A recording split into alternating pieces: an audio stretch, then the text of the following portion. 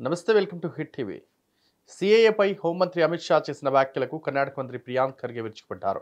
స్వతంత్ర భారతదేశంలోని అత్యంత అసమర్థ హోంమంత్రులలో అమిత్ షా ఒకరని ఆయన అన్నారు.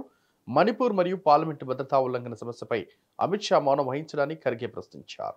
ప్రియాంక్ ఖర్గే మాట్లాడుతూ సిఏఏపై వ్యాఖ్యానించడానికి కొడుకును ఆసియా క్రికెట్ కౌన్సిల్ ప్రెసిడెంట్ చూసేందుకు అతనికి సమయం ఎలా వచ్చింది? అహ్మదాబాద్లో క్రికెట్ మ్యాచ్లు నిర్వహించాలి, కానీ మణిపూర్పై వ్యాఖ్యానించకూడదని అనుకుంటున్నారా, లేదా పార్లమెంట్ భద్రతా ఉల్లంఘన అంశంపై వ్యాఖ్యానించాలనుకుంటున్నారా?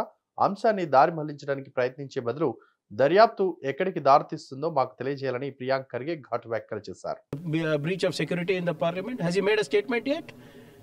So, as a home minister, he should have done it suo moto.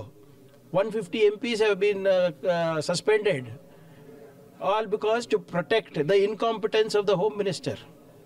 So I think probably instead of trying to divert the topic, he should ask Mr. Pratap Simha why he gave passes to the people who entered the parliament with smoke bombs, why the breach happened, how did the breach happen, and what is the where is the investigation leading to?